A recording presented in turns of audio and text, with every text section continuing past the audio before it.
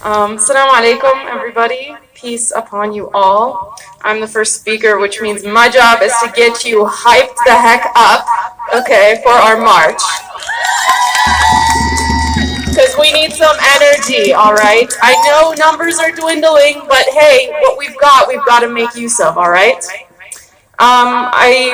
People that know me know that I studied statistics, so I initially was going to give like a very informative kind of critical presentation on the numbers, but yeah, I scrapped that pretty quickly so as not to bore you.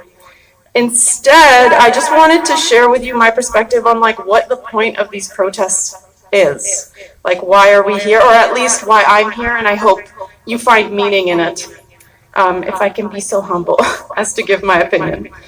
So we are sending a lot of messages with our participation in these rallies and marches.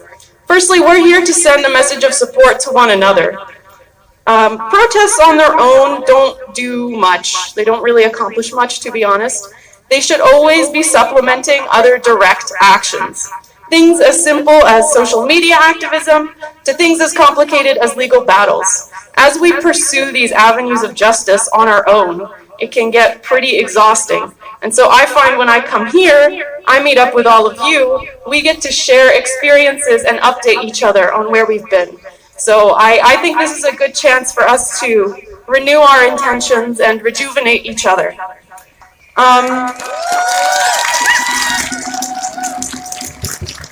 You guys are so sweet. On that note, I can share with you that the Divest UVic team had a successful research-a-thon a few weeks ago, and following that success, they are now beginning the process of dissecting UVic Foundation's responsible investment policy. That's the name of it. And they plan on using their findings to advocate for changes from the Board of Governors. This is a huge step for Divest UVic, who historically has focused on environmental activism. Now we are expanding to all unethical investments. So if you, give it up for Divest.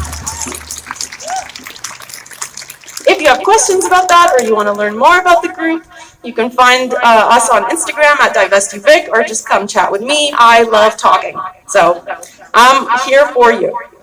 Okay, first message, we're here to support each other. Secondly, we are here to send a message to our institutions and businesses.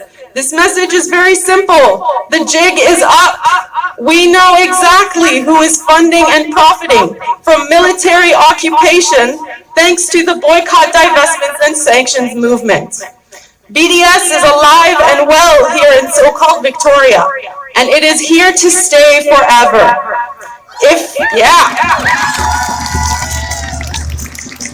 I told you I'd get you hyped up. So we say to the businesses and the institutions, if you won't divest for the sake of humanity, then we will make you divest for the sake of your bottom line.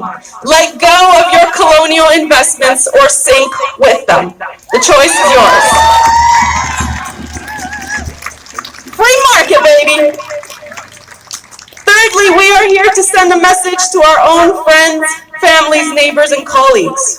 When we take to the streets, we are seizing the opportunity to directly tell everyone that their silence will not save anybody, that their government is committing atrocities on our behalf and counting on our ignorance to get away with it.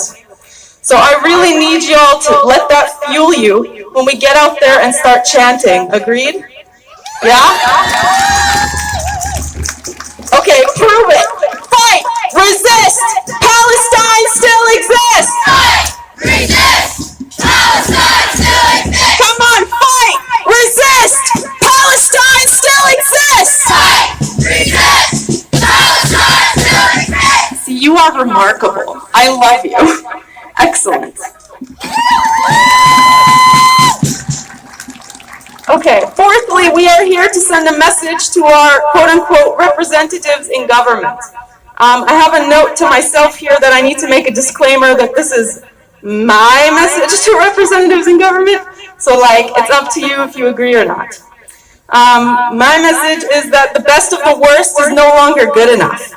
We have been so enamored by the illusions of choices that the ruling class has forced on us We've forgotten the actual choices that we have. One of them being a rejection of the illusions. Literally just opening our eyes or closing them, whichever one makes more sense for this metaphor. We do not need to play by the rules of a rigged game. We don't need to choose between an outright racist, and a coward for our prime minister. Sorry. And that is why, for me, when the NDP published their measly, wishy-washy letter back on November 1st, remember when they did that? That was not good enough for me. I'm not saying they shouldn't have published that paper. I'm just saying it shouldn't have taken over 10,000 Palestinians at that time to be brutally massacred for them to start talking. Especially since 2 weeks before, Sarah Jamba was removed from the Ontario caucus for saying basically a better version of what they said. And to this day, she's not reinstated. Similarly, a watered-down NDP motion that calls for a ceasefire, 5 months into a genocide, and over 2 months after the ICJ ruling, is simply not good enough.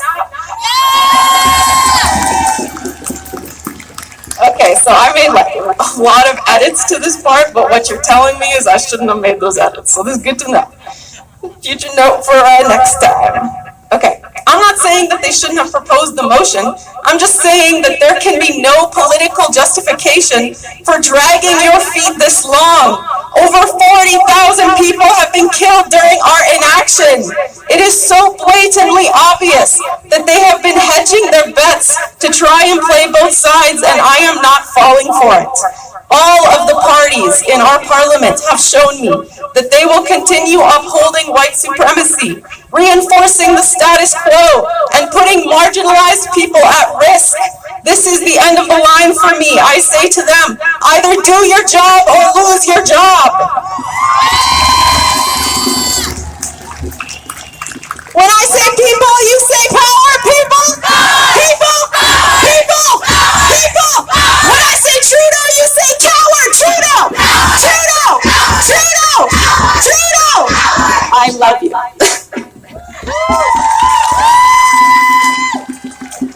Finally, and most importantly, I saved this for last, but this should be at the top of your list.